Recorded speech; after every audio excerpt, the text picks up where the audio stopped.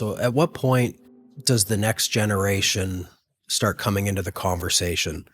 The kids our age, the kids in their 40s, 50s, are they the ones initiating the conversations with the parents, or the parents the ones initiating the conversations with the kids? I really believe that in any situation requiring change, somebody just needs to step up and be a leader.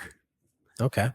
And that can come from the older generation, that can come from the younger generation, that can come from their professional advisor. It's really challenging, and it's scary for a wealthy person that made all the money themselves, they're first generation multimillionaires, to now go to their kids and say, I've got millions, I've got tens of millions. And how are we going to, as a family, divide this up and make the most of it? That's a scary conversation. For everyone. For everybody. Yeah. But it's such a valuable conversation. And I would tell you, number one, I think that people underestimate young people's ability to think strategically and lean into that conversation. Number one, if you're going to a private school and your dad's driving a $100,000 truck, I'm pretty sure they're aware that you have money. Yeah. I'm pretty sure they're aware that, they might. So first of all, don't underestimate, people's awareness. The second thing is that concern that the younger generation will be demotivated by knowing that there's money. That has not been my experience. Oh, I like that. Talk more about that. My experience is, younger generations get such an incredibly bad rap for their work ethic. They have a tremendous work ethic. In general, young people, we're hardwired to achieve. We're hardwired to want a better life. And we're hardwired to, achieve success on our own terms in general.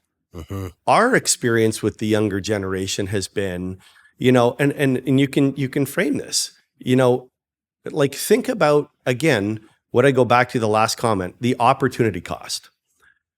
If we do nothing and you have older people that use wealth as a security blanket, and that money's invested in GICs, or it's invested in a balanced portfolio of bonds, and they don't want more complexity in their life. So you have millions of dollars that's being invested in a very conservative, passive manner. And meanwhile, you've got a young person that's trying to figure out how to get ahead and how to get established. And you go, well, listen, like, first of all, I look at this with my son. My son is a successful, hardworking guy who can't max his RRSP room, can't max his TFSA room. And I'm sitting here paying tax in my non-registered account at the highest tax rate. Yeah. And the money's going to end up getting passed on anyway. Why wouldn't I be maximizing all of my children's tax-free investment accounts? And instead of owning bonds, which I don't, I believe in the power of business ownership, but we have clients that are invested in balanced funds or GICs and not maximizing their kids' non-taxable or tax-sheltered savings.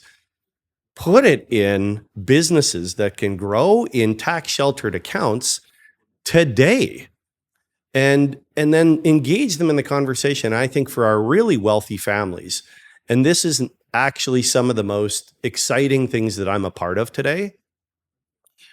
Think about young people and who's going to lend them money and on what terms to start a business. Yeah. And you go, and we've got wealthy older generation going, I have all this knowledge of how to set up a business. I got all this knowledge about how to scale a business, how to hire people, how to negotiate contracts. And they've got capital that's earning 6% on their money. What about if you actually had your kids come to you with a business plan and say, here's what I need. I need $400,000 to get this business off the ground, and I need a board of directors.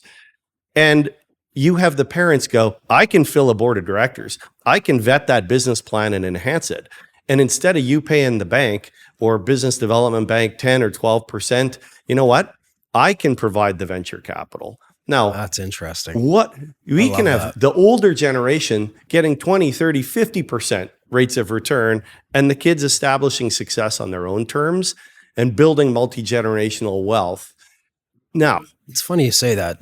is this easy to do? No, it's not easy to do. No. But I'm just saying, how many opportunities are there? And they're not leaning into the opportunity to keep that family's wealth growing. And take advantage of all the value of the wealth and the experience that they have. And they're scared to have the conversation. So it's like, I want my kid to get a university degree. I want them to prove themselves first. Yeah. Okay. But now, you're in a situation where the clock's ticking. You're getting older, they're getting older, and opportunities are being wasted. Yeah, wow, that's really interesting.